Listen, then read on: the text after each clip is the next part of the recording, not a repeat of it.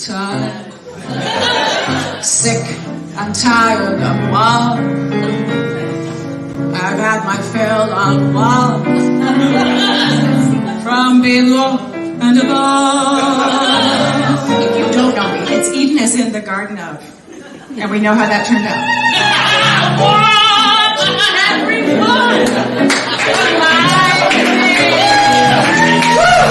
I want everyone to like me real bad.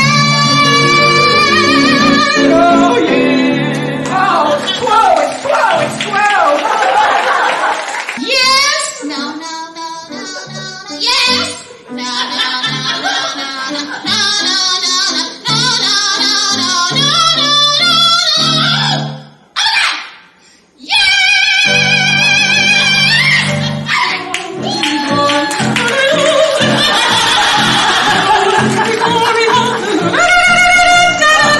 Oh, I think I love the best. Expect even with a good beginning, there's no guarantee you're winning. Even with the best of chances, life can kick you without chances. Hoping for the best. Expect the worst.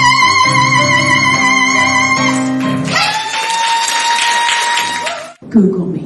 The message that Madeline Kahn was sending straight to me was have it all, Eden. Be sexy and funny and gorgeous even while you sing high.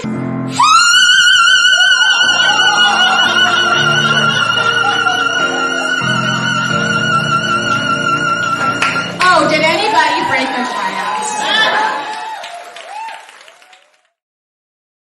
Happy Monday, everyone, and welcome to a very special edition of Richard Skipper Celebrates.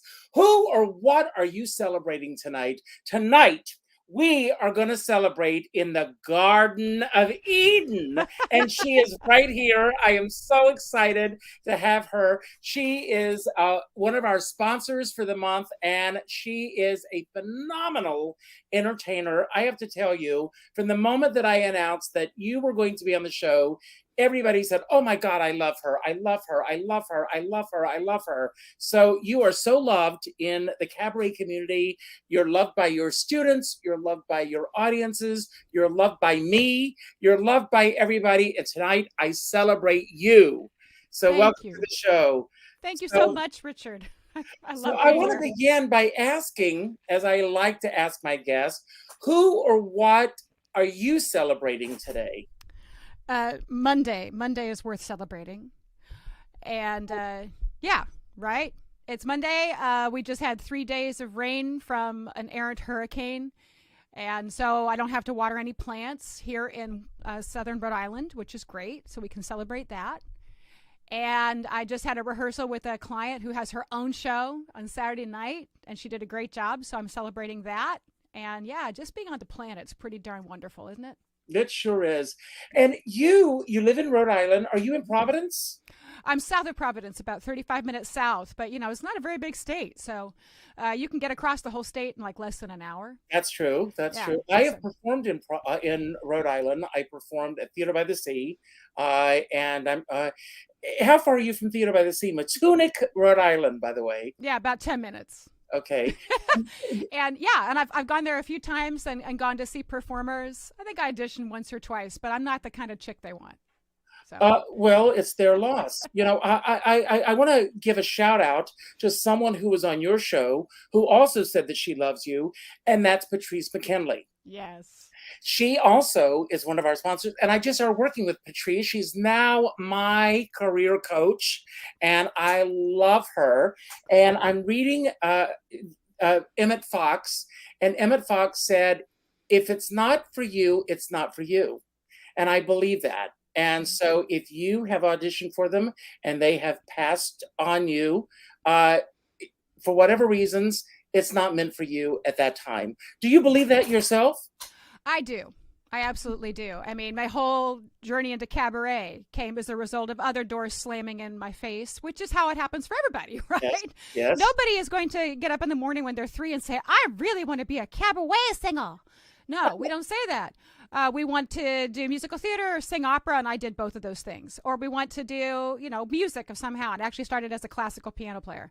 So it kind of, developed over time. But of course, like everybody else, all of those, doors closing led to better ones opening for me. And I'm really happy with where I am now. Well, we're going to talk about those doors opening and closing. First of all, I mean, speaking of 3 or 4, here you are with your very handsome parents. What do you recall? I mean, obviously, this is your PlayStation. I love your little kitchenette there at the table and everything. What are your memories of this photograph? That my dad had a timer on the tripod, and that we had to take several shots to get it right. And this was me growing up in Columbus, Ohio. So my dad was a piano player, and he was working for Ohio Bell at the time, actually. My mom was taking care of me, but she was an artist and a singer. So I come from a musical family, and my mother's name was Risa. She was named for an opera singer from the 1940s named Risa Stevens. Oh, yes, I love her. The Chocolate Soldier. That's right. That's right. And her father loved to listen to the Met broadcasts. So when she came, they decided to name her Risa. So she gave her daughters unusual names. So I'm Eden, like the Garden of, and my sister is Liana, Liana, like a flowering vine. And my dad is Ron. So he got the normal name. Are your parents still around? My mother died in 2016. Sorry. And my dad is still around, and he's a pianist. He's a performer as well. So we get together, we talk about, how was your gig, Dad? Oh, mine was fine. Eden, how was your gig? And he plays in assisted living in Columbus, Ohio. God bless him. I mean, and God bless you for having that, because I'm just the complete opposite of that. I grew up on a tobacco farm in South Carolina, and I was as far removed from that world or this world as one could possibly be. But I asked for a photograph of you around this time frame, because to me, the 5-year-old self, the 3-year-old self, the 4-year-old self, and I love that photograph because there your parents are, going on this journey with you, wherever it is that you're taking them, and they are there to support you. It's before life begins to tell you who you should or should not be. Once you start going into school, teachers start saying you should or should not be doing this. Your peers start telling you you should or should not be doing this. When did you know that you wanted to pursue a career as an entertainer? Oh, pretty early. I think by the time I was, 11 or 12? At first, I thought I was going to be a meteorologist. I really liked severe weather. And I grew up in Columbus, Ohio, where we have a lot of tornadoes. And I would listen on the little weather, channel, the weather station and things like that. But it was really the drama of it. I think that's what it was. But I was always singing and always playing. And my dad was my first piano teacher when I was 4. It lasted maybe a month, right? It's really hard to teach your own kids. So then he turned me over to somebody else, and I was with her for about 12 years. So I thought I was going to be a piano player. But then I was always singing and helping other people, too. My first voice student was when I was 14 years old. Wow. So I realized, I think from a young age, that music was going to be some part of my life. But like other ones, it was kind of hard to admit that in some ways. Am I really going to do this? And do I understand what that means to have a musical life? So there was still some back and forth in my head, even though I was doing it constantly. I started playing for piano in my choir class when I was 8. The first song I ever played by ear was Summer Nights from Greece. Wow. Because, it was in Brownies, and everybody in Brownies was singing it. And I just sat there and I realized I could do it. I thought, how can I do this? I don't know how, but I'll do it. Summer lovin' had me a blast. That made me very Summer lovin' happens so fast. Exactly, right? Yeah. And if you're going to do a song, do that one, right? 'Cause I was hearing it on the radio all the time. I just have a really good ear. So it was that I didn't realize, I could do this for a living. I thought it was really fun. But then as I got older and I started working with really good teachers who were doing this for a living and performing and teaching, I realized I was going to do it. And then I started voice lessons when I was 12 or 13. And I saw my teacher, who was a 6-foot-tall Texan named Paul Hickfang, right? 6'7". And he was a professor at Ohio State in opera. And I watched him perform in La Boheme. And that really did it. I saw him do that, and I thought, that's what I want to do. Wow. Now, I'm older than you are. I know I am. But I'm a product of 1960s and 70s television. Mm-hmm. And I know... Not that far apart, Richard. Okay. But you also, for me, it was, watching these variety shows on television and saying that's the world that I wanted to be a part of. And I know, and we're going to talk about your upcoming show in a few moments and all of the elements of that. But you saw Madeline Kahn on television, and she had a major impact on you. That's not just PR fluff that I'm reading about. That's absolutely true. Am I correct? Yes. I think she was the answer to so many questions I had. And I found her by accident. It was in between that period when you couldn't see a lot of movies on the Late Show, right? Or they weren't playing her movies on the Late Show, and HBO was not yet a thing. So I just lucked into her doing commercials. And I knew about her from Clue more than anything. That was the beginning of my consciousness. Was that the first movie that you saw of her? I was going to ask. Yeah, it was. And so I knew she was funny, but I thought she was really a straight man. I had no idea this other stuff she did. And I heard people talk about Young Frankenstein or Blazing Saddles, but I didn't see that until much, much later. So, but I saw this commercial that she did, which I thought was screamingly funny. Do you want me to do it for you? Oh, yes. Okay. All right. Madeline Kahn on Having It All. What is this fascination we have with having it all? Haven't you ever wanted to have it all? Just a tiny bit. Michelob Light has it all. Superb taste and a less filling beer. But is having it all the answer? Is it really so wonderful to be wealthy, glamorous, and have an unbelievable singing voice? Yes! I love it. Michelob Light, you can have it all. So what I got from that is have it all. Sing high. Be funny. Be a soprano. And that's what I wanted to do. I'm going to drop a name. I got an email today from somebody from Clue. No, because 9 years ago today, I interviewed her on stage in New York City, and we were sharing photographs from that evening. Was it? Can I say who I think it is? Yes. Was it Leslie Ann Warren? It was Leslie Ann Warren. Yes. And we've remained friends. That's another show. I mean, with you, with Madeline, it was me with Leslie, and Clue. I cannot get enough of that movie. She was so good. It's just such a fun movie. And of course, do you have a favorite Madeline Kahn movie? Oh, I don't know. I mean, Blazing Saddles, pretty darn wonderful. What's Up, Doc is funny. Young Frankenstein. I think that's the one. But I had to do a lot of research, to find out about her. So I watched the television show that she did in the 80s called Oh, Madeline. I remember it well. Yeah. And it was, it wasn't as much fun as I think she all wanted it to be. But the movies are so wonderful. And then her one-offs. And do you do anything from her forgotten film? Oh, you mean Judy Berlin or? No. No. I guess I don't because I've forgotten what the forgotten film is, Richard.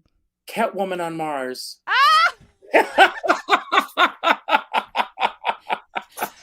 Maybe for the sequel, Richard. It took a lot to put this show together. And by the way, I'm a little hot. Do you mind if I put on something a little more comfortable? Go ahead. Wow. We're both wearing our red sequins. You said red. I love red. I wear Yes. red all the time. So, Yes. and I just had this sitting around. I was cleaning today in this, and I thought, what the heck? Well, good for you. Yeah, Great for you. So when was that moment? I mean, you're playing for the Brownies. These things are starting to happen. When was the moment that you decided, I'm going to make this a career? When I actually got accepted to do it in college, I think is what it was. It's like, okay, I'll go to college to do this. And I went to University of Cincinnati, called CCM, College Conservatory of Music. And I went in as an opera major. So, but it was a very competitive environment because it's a wonderful school.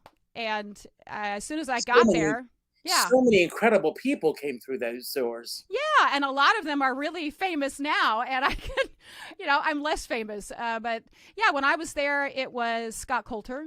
Right? Mark Oswald was the big opera guy, and he's at the Met now with his wife Belinda. And so I was there just for opera, and the musical theater people were all in their own world and a whole other part of the thing. So I just had musical theater girls who lived across from me in the dorm and were really noisy. That's what I remember about them. Because they would just break into, show tunes at 2 o'clock in the morning when I was trying to get my sleep. So, but I went in because I had this high voice, and my high school teacher, Professor Hickfang, had trained me classically because that was the only kind of training I could get back then. So it seemed to be a natural fit, but I was always trying to be funny because I had Madeline in the back of my head. I can be funny, right? But there's just not a lot of humor in opera. if you get out of Deflator Mouse, you know, the laughing song, the laughing song, Richard? It's too funny. Ha, ha, ha. Yes, excuse me. Ha, ha, ha. I can help it. Ha, ha, ha. Please amuse me. Ha, ha, ha. Oh, God. All right, that's what we get. We get that and we glitter and be gay. Glitter and be gay. That's the part I play. Right? That's what passes for funny for sopranos. But I'd seen Madeline on that 30-second commercial. I was like, how come she gets to do that? She gets to sing high notes and be funny. How come I don't? Because there's nothing written for it. So it was a frustrating 4 years in that way.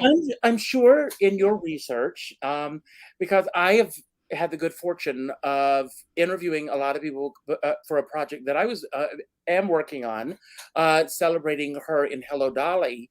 And I've interviewed, John Shook and Leroy Reams, and so many people connect with that show. And I've heard the stories of how even with her success, the doors that were shut to her because people tried to pigeonhole her into being one thing, and she would be great in this role, but they couldn't see her in other roles. And she had it all going for her, as you do. Do you find that you also were in this? I mean, you're a very attractive woman, if you don't mind my saying so, and you have this phenomenal voice and you are funny. Do you find that people try to pigeonhole you into being one thing when you are so many other things? I think they just don't know what to do with me. Right. And I get that a lot. Like, I don't know what to do with you. And sometimes I'm guilty of that too. I present a lot of stuff out there. So, like Sir Mix-a-Lot would say, use me. But how, right? So do I do the comedic stuff? Do I do serious stuff? Do I sing high? Do I sing low? Do I play? And so I'm trying the longer in my career to do it all and to figure out what kind of things I can do where I get to do as much as I can in the same amount of time. And Madeline, I think, was the same. So doing the research on her, finding out that nobody knew what to do with her either. She went into Hofstra as a drama major, right? And so she was doing drama, she was doing music, but she was too funny for music, and she was too musical for straight drama. And so she was really stuck a lot. And then she would be on stage thinking she was doing a serious scene, and people in the audience would be bursting out laughing because of the cadence of her voice and because she could go high and low. And she is naturally funny when people do that. And she was just being herself, and she got really puzzled when people would do that. I didn't have people do that to me all the time, and they still don't. I get more like just, okay. So I get more of that. So I felt for her. And the more I read about her and researched her, the more an affinity I felt with her. And I'm sure that first 30 seconds of that Michelob commercial was just like seeing myself and in her. Well, I'm sure you know the story of her getting cast in MAME and the whole situation with Lucille Ball. Was casting Eunice Burns, and that wasn't Madeline Kahn. She was playing a character. Right. If you don't know the story, do you tell the story in your show? I do. I listen. Well, everyone, don't tell it. Come see the show with me. So and hear what happened. But she had a lot of knocks. Madeline did. She really did. For as much success as she has, and we remember her as an icon, she had a lot of stuff going on while she was on the planet. So when you left Cincinnati, did you come to New York to pursue your career? I'm just interested in knowing the trajectory of how you ended up in Providence or outside of Providence. Right. I'm in Wakefield. I'm in the middle of the state. So about, close to Matunic, actually. So, and were you there when Buddy Cianci was in power? Oh, yeah. I did a parody of him called Bobby Chianti. I don't believe this because years ago, and I'm going to share this. When I was cast at Theater by the Sea, they were doing their big burlesque show. This was when I was performing as Carol Channing, and they wrote a parody of Diamonds Are a Girl's Best Friend, all about Buddy Cianci. why Carol Channing was coming back to Providence. Do you know the story about Carol and Buddy Cianci? No, but oh my God. This is your show. I will stick around after the show and I'll tell you the story. I'll buy you a drink. Yes. Oh my God. Yes. So there's a great story about Carol Channing and Buddy Cianci. And if you don't know Buddy Cianci, Google him, everyone. Quite a character. So how did you end up in Wakefield? For love. It was all love and marriage. I've been here since 2010. And hello to Joe, who is watching right now. And hi to Dan Chaka, who is my MC for my live stream. And I came here in 2010. Grew up in Columbus, Ohio. After graduation, moved to Washington, D.C. with my first husband. And thought I was going to sing some stuff there. Did some minor singing, but it was right at the beginning of a recession as well. So no jobs, not much to do. Then moved to Michigan, lived in a little town called Hillsdale. So if you do the hand, right, people who live in Michigan know that you do the hand. So Hillsdale is South Central. And there's Detroit and there's Ann Arbor. And lived there for a bunch of years, and then got a divorce. And then I was on Facebook one day, and I was looking at the college alumni news page. And there was this cute photographer that I remembered from undergraduate at Cincinnati. And we caught up again, and I married him in 2010. And that's how I ended up out here. Good for you. And you've created this incredible career for yourself, not only with the performing that you're doing, but you also are a coach, the piano playing that you do, the shows that you create. One of the things that I want to talk about is the work that you do helping artists create their own solo shows. How did that come about for you? I've been doing variations of that even before I did my own show. So Kahn Artist is my first completely scripted show. And my director was Faith Prince. I co-wrote it with Rod Ferguson. But before that, I did a whole bunch of kind of quasi, cabaret type shows. I've always been writing for other people. I taught K-8 music in Catholic schools in the 90s, and I would write scripts for those students. And I liked doing it, and they needed it. So whenever I would see a need, you figure out how to fill it to make sure things happen. So the kids needed a joke because they're terrified on stage. And I know that if they tell a joke and they kill at the joke, it relaxes them and it makes them feel like winners when they're off and on a stage. So I would write age-appropriate jokes for 10-year-olds. And then when I got to Rhode Island, I didn't know anybody. And so again, the writing kind of came as utility.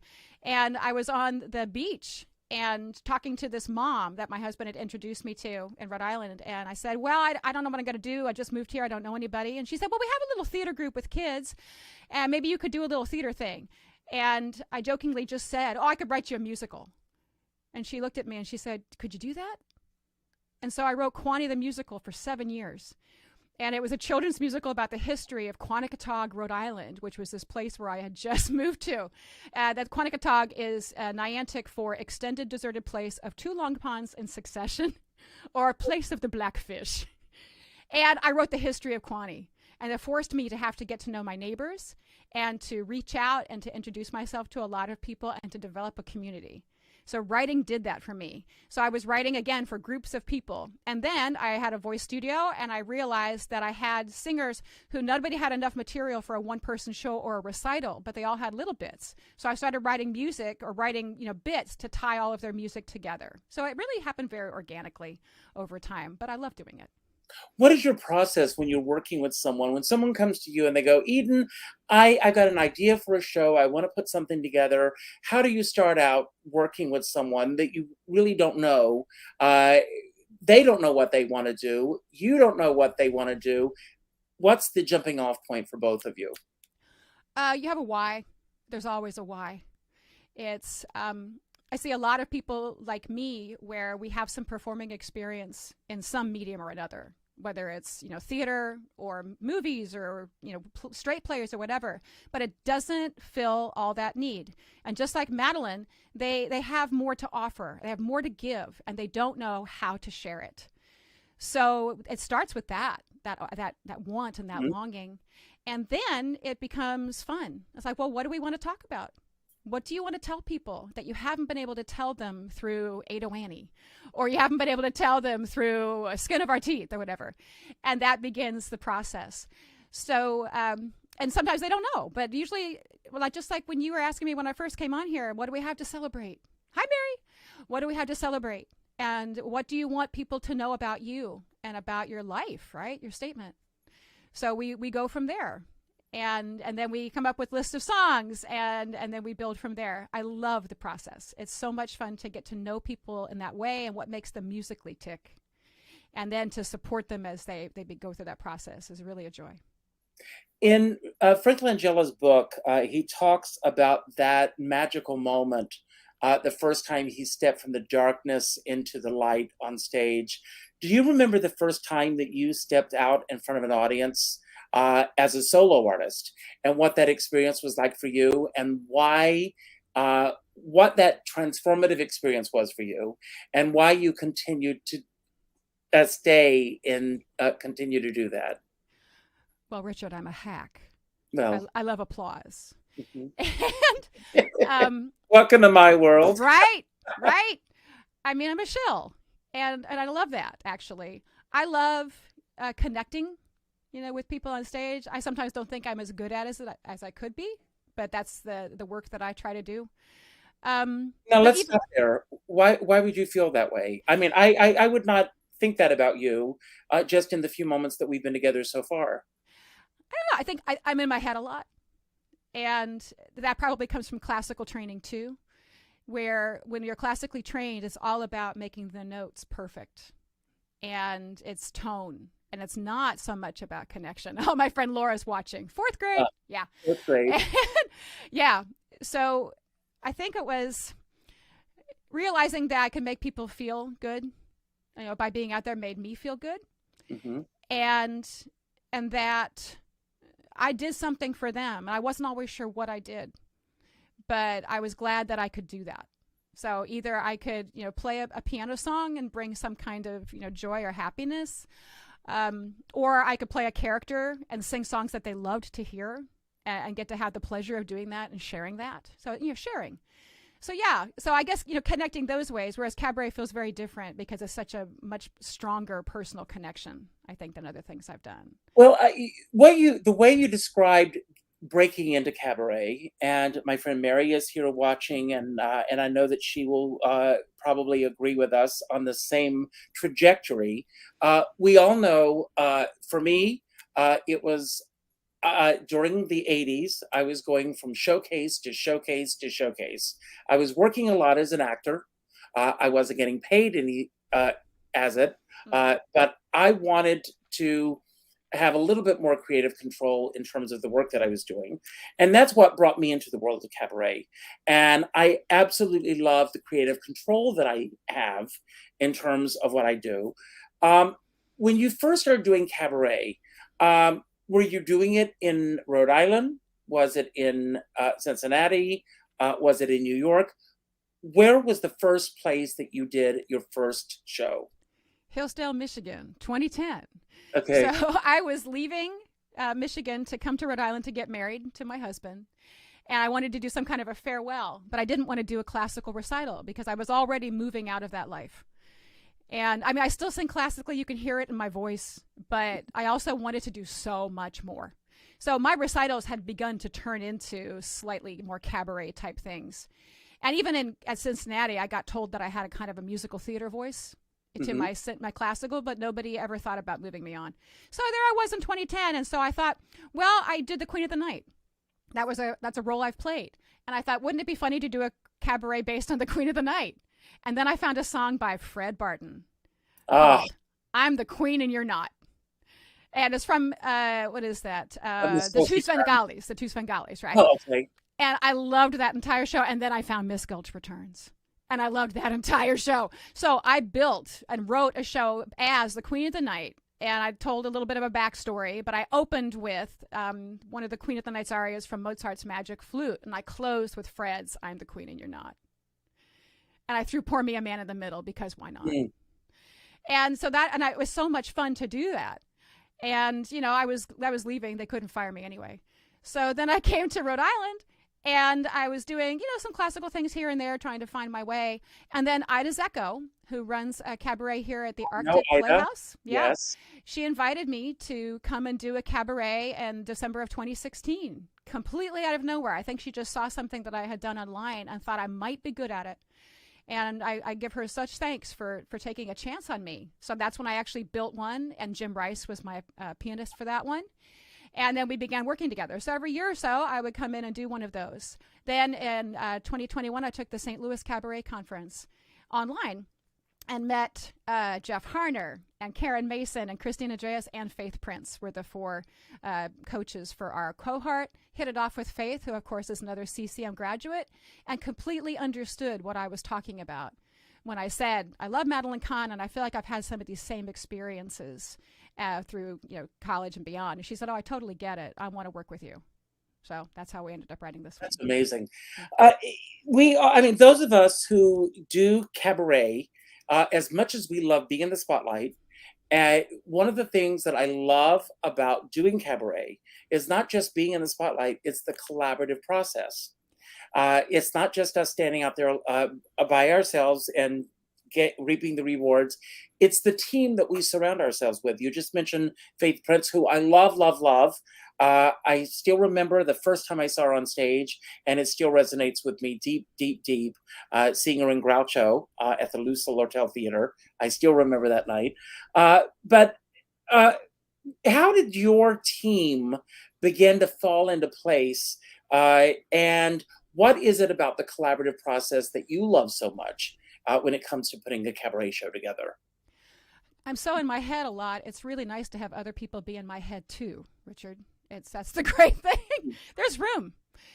And it's nice to know you're not alone, even though you're on stage mostly alone. You've got a great player, and I've had nothing but wonderful pianists play for me for this show. I've had Jim Rice, Becky Menzie, John Cook will be my pianist in New York.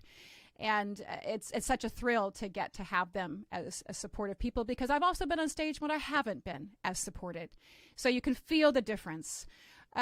It's nice to know that what you're writing or working on is going to resonate. And so when you have that small creative team with you that you can really trust, I can trust that when Faith or Rod would say that's not going to land the way you'd like it to, then I could trust them and change it. And they're right pretty much all the time. Which is how wonderful to feel that and to know that you're being cared for by that group of people. So that's the wonderful thing about cabaret, isn't it? It is. It's a small, very intense working process. And I think that there's no one right way to do it, but having that team is so critically important. And I try to be that for others. What have you learned about yourself from this particular show? Oh, gosh. I cried so much when I was writing the show. Nobody told me that cabaret was such a veil of tears. Okay, that's one thing they didn't tell me. But I think actually, and I look for that now in clients, like you got to cry at least once. Oh, I cry on a daily basis just to let Like my live stream is just for fun. Nobody cries on my live stream. But when you're in the seat in front of me in a dark little place, you better be crying. Yes. And when we're writing, I think the crying tells us that, we're getting to something that's really real and important. People make the mistake of thinking that cabaret is just like a confession with glitter, right? No, it's not meant to be a confessional, but it is meant to be truthful and real. And you can share as much as you're comfortable sharing, but the audience can tell if you're lying. And they can tell if you're holding back. And so you have to figure out a way to say it in a way that connects and resonates without killing you. And Did you see the article that came out this week about the comedian that they have found? I mean, that so much of his story are based on lies. And, the writer who wrote this article said at first he thought, well, who cares? He's a storyteller. But as he dug deeper, it bothered him that these were lies that he was telling on stage. It's a very interesting, telling article. I advise everyone to go and read it. I don't want to out the comedian, so I'm not going to mention the name during the show, but it's a very interesting article about truth on stage for all artists. Yeah. I mean, you don't have to confess, that you hit the squirrel when you were driving when you were 17, but you do have to be truthful about what you talk about. And I think the audiences can really tell a difference. And so when cabaret gets a bad rap, I think it's because of that. Because they've gone to one where somebody was hiding, or somebody thought that a cabaret was just putting together a bunch of songs but not revealing anything about themselves. And I got dinged for that. When I was first doing, my very first rundown of how the Madeline show was going to go, they said, Eden, this reads like a book report about Madeline Kahn. We know nothing about you. And I think that's a mistake. Did that come out in a review? No. That came out when we were first writing. Okay. So, but it was my first time really delving into that kind of material. And I was nervous about it at first. I thought, do I really want to talk about this? And so then I just started typing a whole lot. And then we started pulling out stories. And my co-writer, Rod Ferguson, he pointed to a few stories. He said, I want to know more about this one and this one and this one. And that began, the jumping off point for what I was going to talk about. Mm-hmm. So even though I've had highs and lows in my life, there's a lot of stuff I'm not going to talk about in this show because I'm respectful of other people who were involved. And also there's some stories I just don't want to tell, or I have to figure out a better way of telling it that it's not confessional. It's not taking my skin off my arms. And it's also respectful of your audience as well, because you want them to have a good time. Right. They're not there for confession. And I think that's what a lot of people mistake it for, or they've seen one that was that. And no, real cabaret is stories, it's connection, mm-hmm. It's about the audience. And mm-hmm. that's what I love about it. Well, let's talk about another aspect of your life, and that's the live stream that you do. I mean, did that come about because of COVID? I did a few before COVID hit and really enjoyed it. In my voice studio, we released a few albums. And the first one was actually right at the start of the pandemic. Yeah, I guess it was. And so I did like an infomercial live stream to showcase my singers for that. And I enjoyed it so much, I decided to keep going. So the Eden Show, and there's my graphic right there, yes, started in January of 2021. We've done 86 episodes. And I interviewed some of the same people you did, Richard. So Mary was a guest on my show, and Patrice was a guest on my show. And when I took Kahn Artist to Chicago, I interviewed a bunch of Chicago cabaret artists. So it's been great to get to do that, and I'm sure that you feel the same way. That it's fun to get to talk about, to talk with people that you wouldn't get to meet normally in real life. So that's what I love about it. The other thing that I like to do is play live for my guests. So what you're seeing here is my basic live stream setup. And usually my MC Dan is sitting right next to me, or he's at his place in not too far away. He's my personal lawyer, MC. That's what I call him. And he sings and performs as well. And we interview one musical guest per hour, and then I play live for them. So even if they were far away, I could play live for them. And that really thrilled me, especially in that time where so many musicians had no work at all, that I could do something to help get them out and to get them performing, even when there was no performing to be had. What was the biggest impact that the pandemic had on you as an artist? I mean, it changed all of us in terms of the way that we look at our work, the way that we approach our work now that we have come out of this, and it's still popping up its ugly head. A local theater had to cancel all of its programs for the weekend because of COVID. Just a couple of weeks ago, Sweeney Todd, the two leads, Josh Groban and Annalie Ashford, were out of the show one afternoon because of COVID. It's still with us, folks. So what is it how has it impacted you the most over the past few years and now coming back into live performing again? That's a great question. My live stream has been on hiatus since June, because I'm doing so much live performing, and I wasn't getting, my viewership in summertime tends to go down. So I'm probably restarting it in January of 2024. And yeah, Dan, I'm just telling you that, by the way, we'll be restarting in January of 2024. Great. I spent so much time in the pandemic helping other voice teachers get online. That was the first thing I did. I was already teaching voice lessons online when the pandemic hit, and I was already coaching people and things like that. So I knew those skills, and I saw so many musicians and voice teachers who did not have those skills, who all of a sudden saw their income drop to zero, and they were in dire straits. So me and another group of voice teachers, we learned as quickly as we could all the steps that we would need, and then we said, we are available to teach you and coach you as fast as we can. So that's what I did for like the first 3 or 4 months, was just practice getting online myself, work with my clients, and help every single person I could get online. Then I worked with a teacher in North Carolina named Wendy Jones, who's a fantastic jazz teacher.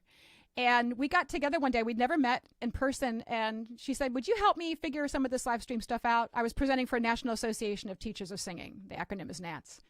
And so we got together and we tried it, and it worked. So there she was, almost 1,000 miles away from me, and I was playing jazz for her in real time. And you can see that on my YouTube channel. You can see our experiments. It's called low latency. And all it does is it speeds up an audio connection through the computer. You can do it. So, and I'm here. I'm still able to do that with anybody who wants to do it. Hi, Carol. There's one of my other people as well, Carol O'Shaughnessy. We love Carol Yeah. O'Shaughnessy, and she's on tonight. I love her so much. Yeah, she's great. She's one of my favorite people, and we actually got together for dinner just before the pandemic hit. So I think it was one of the last dinners out, Carol, before everything shut down. One of the things that really I've taught myself so many things during the pandemic, in terms of creating my own artwork, in terms of doing this, which I had never done before the pandemic. So many things that I've learned. What have you learned about yourself, or that you've taught, that new hats that you wear that you knew nothing about before the pandemic? This was it, right? It was just live streaming as an option. I had looked at Twitch, and YouTube, some live streams a little bit here and there, but didn't know if I was going to be doing that. And then again, it's always at the service of my clients. They're the ones, and the service of my fellow musicians. It was, what can I do to help them? I had the resources, I had the time, and I had the ability to withstand a whole lot of failure. Because as you know, Richard, live streaming involves a whole lot of failure. It involves, restarting when things break down and fixing the camera that breaks down. Now, let me ask you, I mean, your shows, are they pre-taped? No, live, completely live. So, I want you to humor me for just a moment, Eden. Because a lot of people out there may think, we turn on a light, we turn on a switch, and the show happens. Explain to them what the hours are like leading up to our shows. First, you start by getting your stuff in place. It should be a blues, right? Yes. So no, it is a. You want to write the theme for my show? Let's talk. I would totally do it. I wrote the theme for mine, right? Yeah. It's so many steps, and that's what stops people. That's what stopped them from being online in the first place, long before the pandemic. And then when the pandemic forced us all to be together, it's like, oh my God, what do we do, right? But a lot of this technology was already being used before the pandemic. That's what I discovered. And it just wasn't used to the huge volume that is used now, right? Probably the maximum was like 2021. So first it was just getting all the video set up on StreamYard, which you're using tonight, was the first one I used as well, very happily and successfully for a long time. Now I use Restream, I use Ecamm, I'll use anything, and I'll try them all out. And I had a trusted group of people to try out all this tech with over and over again. And we would just fail and fail and fail. And then we would talk about it, and then we'd get back on and try again. That's what you really need. I called Wendy my tech wife, because she's willing to put up with me and I'm willing to put up with her. And we still test out tech all the time together, just different things. I get to meet her in person in just a couple of weeks for the first time in 3 years. I can't wait. But the low latency came about. That technology existed back in the 2000s. It was invented by a guy who worked in Stanford, and he knew Steve Jobs. But he was a cellist, and he wanted to be able to have lessons with his cello teacher who lived in Southern California, and he was up north. So he invented the technology to do it. And it was a program called Jack. So there are now like 10 different connectors that you can subscribe to online that all have the name Jack in them in some way, shape, or form, and they're all based on this original one. But I tested them with Wendy because I said, that's the answer. If we can figure out how to make the piano and the singer or the instrumentalist be able to work together in real time, we have solved it. And then everybody can have lessons together and the music continues. And I said, but if we can figure out how to live stream it at the same time, we're done. That's it. And so in December of 2020, Wendy and I were probably the first people in the United States to live stream this connected concert together. But it was because we didn't give up. And we just kept doing it and doing it. And I still teach people how to do this. So for any reason. So no, the pandemic's over, right? We don't need this. No, as soon as cold and flu season kicks in, you need it. And if you want to be able to jam with people you've never met in your life, then it's really useful to get to do this. So I'm really thrilled I have that skill set, and I'm happy to share it with anybody. Well, you just amaze me on so many levels. I want to have a little fun with you, if you don't mind, in our remaining moments. I am all about the creative process and positivity and spirituality and tying it all together. So I put together some questions based on my readings today. And but before we begin, I have got 9 mystery cards laid out. So you pull the number 1 through 9 for your first question, and then we'll go from there just to talk about your creative process. Okay, mystery card from 1 to 9. 5. And here we are. And it says, what do you regret not doing when you were younger? You got a year? What do I regret not doing when I was younger? I don't know. I try not to live in regret, right? Would I say having more kids? Okay. I would have been okay maybe to have 1 or 2 more kids. That was not my path. I didn't get lucky. I had 1 and a stepchild, which is great. So that, and even the mistakes though, I'm glad they led to the good things, right? You know, like I've been married twice, but I wouldn't change that first one. And because that led to me appreciating what I have now. Mm-hmm. So I think, you know, not buying Apple stock. Yeah, that's it. Yeah. Should have bought some Apple stock. Great. When, WIN, can you celebrate this week? Getting to do somebody else's live stream. That's wonderful. Well, I hope Are you you had a kidding? good time tonight. I love this. This is Yeah. great. I mean, setting up for this made me remind myself of what it was like to set up for my own live streams. I had all the same anxiety. It was amazing. Wow. I got my lights up. I had to test my cameras. And Dan knows that I do this. You know, I am really shaquad, which is what we call being crazy out here. You know, shaquad about getting all set up. But it was funny. And I was asking myself, I wonder if Richard feels this way when he's setting up too. God. Absolutely. It's crazy. How would you describe your best teacher in terms of what you've learned in this business? Caring. He cared about me as a person first. I felt that all the time. That was my voice teacher, Professor Paul Hickfang from Ohio State. And he would always, you know, kiss me on both cheeks, European style, when I walked in the door. And he would hold my hands and say, you know what? I love you. And he meant it. And that's why my son Paul is named Paul. He's named after my voice teacher. And he died in 2009. And I wish he could have seen this. He would have probably been a little skeptical about it. Eden, are you sure you want to do this? But he would have loved it. Wow, that's incredible. Yeah. What have you discovered about you through your life's work? It's I mean, I'm a Christian, and I believe that you're given, you know, all of these gifts by God, higher power, whatever you like to call it. And that Irma Bombeck had this quote where she said, I want to get to the end of my life and to be able to say to God, I used everything you gave me. And I feel that way a lot. I want to say I used it all and I left nothing on the table. And that I used it all in the service for myself, but also in the service of people around me. And that I've left the world, you know, I'm not going to invent, you know, something wonderful, huge in my life. But if I have helped people have better lives and express themselves better, and get some joy out of this gift of music that we're given, then that's good. What a great way to go through life. There's my son saying hi too. So. Name 3 people that you truly admire in this business and why. Faith Prince. She's generous. She's hilarious. She has done a lot. And she is willing to share her experience with others in a very generous way. And she pulls no punches while she does it. So generous and truthful. Other people in this business. I know, I mean, I'm lucky that I've gotten to work with them, right? Mm-hmm. Rod. And they've gotten to work with you. I'm thrilled. It's been a blessing. It really has. Rod, who is so gifted and talented, and is done one-person shows for himself. He writes with others as a co-writer.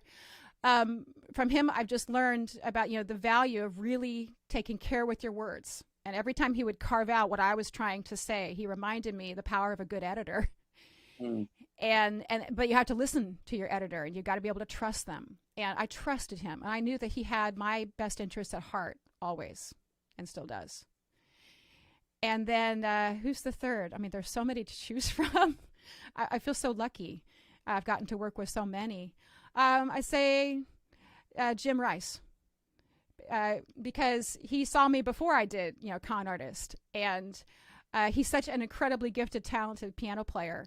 So when I first heard Fred Barton, play, I wanted to have that style. And I started to work on that style. And Jim and Fred have a lot in common in that way with their stride piano and just the showy way that they play, that wonderful classic cabaret style. So occasionally during the pandemic, Jim would give me a piano lesson. And he'd say, your right hand, this is how you do this run. This is how you do this run. But he's so generous with the people that he works with, and he's so incredibly talented, and he wears it very lightly. That's what I love about him. Well, I have been very fortunate to have Jim Rice as my musical director. He played for me years ago in Provincetown. I love him, I miss him, and I hope he's watching so that he knows that how much he's loved. So Jim, thank you for so much. Do you make New Year's resolutions? And if so, did you keep your New Year's resolutions this year? I do not, because I know I'm going to fail at it. Okay. I think about it. I did, sometimes I would do the word and things like that. Mm-hmm. And I think my word for this year was enjoy. And I'm glad that has pretty much come to pass. So when I do Kahn Artist in New York, that'll be like, 8th, 9th, 10th, 11th time I've done this show. Started in July of 2022 at the Arctic with Ida. And I didn't have that on my radar that I was going to get to do this in New York. I wanted to, but I was a little bit nervous about doing it. And then I did the O'Neill Cabaret Conference in August. And Lenny Watts was one of our coaches, Lenny and Natalie Douglas. And Lenny said, "Why haven't you brought it?" And I said, "I think I'm waiting for the right time." He said, "Eden, now's the right time." So I got off with him and contacted Tanya the next week. And that's why I'm doing it. And So, I'm going to be there. I'm going to be there. Good. I'm going to be your opening performance. I can't wait. Good. I'm so glad. But yeah, it's been really, really, fun to get to do this and to perform in this still new way for me. But I feel really at home in this. It fits about as well as this top does. Oh, that's wonderful. If you repeat it today for 100 days, would life be better or worse? If I repeat it today for 100 days, would life be better or worse? That's a really deep question, Richard. You're good at these. I ask things like boxers and briefs. Well, we'll get to that. I'll ask that. I wear what's clean. I'll ask that when you come back. Okay, good. I'll have a theme song ready for you. You can put me in the corner over there. No, today was a great day. If I had to do Groundhog Day this day, I would do it again. I totally would. Good.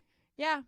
I like that. Yeah. What 3 words best describe you and what is important to you?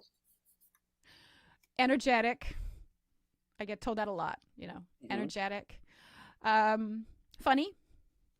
And I think without realizing it, I just say what I'm thinking. And sometimes when I'm diplomatic, it comes out as really funny. So that, and I hope generous. That's the trait that I admire in so many other people. And I hope to do that for people I come into contact with too. Well, great. What small step can you take today that will put you on the path to something wonderful tomorrow? Drink water. Right. This has water in it. I'll tell you that. When Dan was on my live stream, he would make me old fashions. So Dan, he'll tell you this. He would do old fashions. He would go into my kitchen and make me an old fashioned. And the second half of the show was always really good. Well, does Daniel make, I don't drink, but does Daniel make house calls? Would he probably ever would. come to New York to co-host with me sometime? He probably would. I would love that. I would talk to my people, Richard. That's great. How would others describe your values? That's a good question.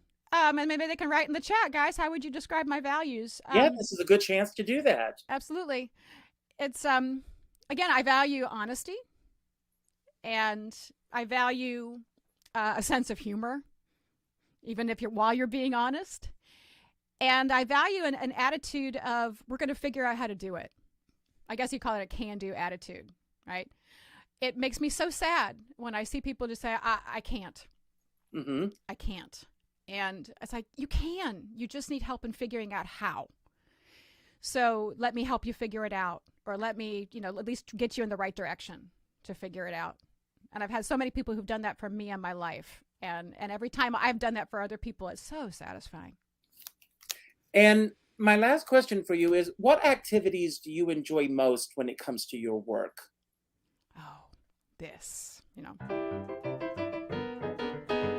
Well, I love just sitting and playing, right? I'm going to ask you, I'm going to put you on the spot to take us out with a song, if you don't mind. I'd be happy to. Great. But before we get there, I want to thank first of all, this hour flew for me. And I hope that you will come back. As it says on the scroll on the bottom, you're going to be at Don't Tell Mama. This is not the only performance. Right. You have several performances there, but October 15th is the opening performance, and that's the performance that I'm going to. So if anyone would like to join me, and then perhaps we can all go to Joe Allen's afterwards, just putting it out there, please join me, and we'll have a lot of fun that day. I also want to thank you. I want to bring this back on screen for just a moment. Here's a larger version of this. October 15th at 4 p.m., October 16th at 7 p.m., November 21st at 7 p.m., and December 2nd at 1 p.m. So you've got 4 chances to see it. So please go out and see the show if you can. And I hope that you'll be able to join me if any of you will be in New York at that time. I end all of my, and I want to thank you, Eden, for sponsoring my newsletter. I have a newsletter. It comes out every Monday. I don't spam. Eden can attest to that. I don't spam, and I don't give away email addresses or anything. Once a week, it comes out in your mailbox on Monday morning. If you're interested, just go to richardskipper.com and sign up for my newsletter. And if you're interested in sponsoring a show or the newsletter, please reach out to me and let me know about that. And we can get the word out about what you're doing as well. I end every show by telling everyone to go out and do something nice for somebody else without expecting anything in return. Pick up the phone and call someone that you have not spoken to in a long time. If you go to your Facebook page where your friends are listed, there are 9 boxes. Go to the 9th box and pick up the phone and call that person. Not an email message, not a text message, not a private inbox message, but a phone call. And let that person know how they have made an impact on your life. And by doing so, what you're going to do is you're going to make an impact on their life. On Saturday, I had the good fortune, I'm going to say it was good, that I was asked. I spoke at a very dear friend's memorial in New York. And as everyone got up and spoke, everyone was laughing and sharing these incredible stories about my dear friend, Craig Dudley. And it was a celebration of his life. And all I kept thinking was how much fun it would have been for him to be in that room, to answer us back and to talk about this. Yeah. And we need to do this for each other while we're around to do so. And I know that we can't do this with everybody all the time, but if you pick one person each day to do that for, you are going to change the trajectory of your life. And by doing so, you're going to change their lives as well. So it's very, very important that you do so. I have a dear friend, Sean Moniger, and he says, we're all in the same storm, but we're in different size boats. And I always say, I don't care what size boat you're on, as long as you have a skipper by your side. And with that, Eden, I'm going to leave the screen and you've got the final word. It could be about anything that we spoke about today that you want to build upon, anything that we didn't talk about that you wish we had, or just any final message that you wish that we had talked about. And when you finish saying whatever it is that you want to say, I hope that you'll sing a song. And when you say goodbye, the show will end. So you don't have to worry about how do I end this. Oh my gosh. So good. It's all yours. Everyone, the Garden of Eden. I love it. It's all yours. Oh my goodness, this feels like my own live stream. Thank you all. Thank you, Richard, so much for having me on tonight. I so appreciate it. So, yes, please come and see me at Kahn Artist. Don't Tell Mama. You're welcome to subscribe to all of my socials and fun things like that. There they are, right? I have a link tree as well. You might be able to see it right there, and that has all of my different socials on it. And this has been delightful, absolutely delightful. Madeline and meant so much to me. And I didn't realize it, really, until I started writing the show, how she had been part of the fabric of my whole life. And that she had really been the blueprint of everything I wanted to do. So I think I'll end with a song that is known for her. I'm tired, sick and tired of love. I've had my fill of love from below and above. Tired of being admired, tired of love uninspired. Let's face it, I'm tired. I've been with thousands of men, again and again. They promise the moon. They're always coming and going and going and coming, and always too soon, right? Tired of playing the game. Ain't it a friggin' shame? I'm so, let's face it, everything below the waist is kaput.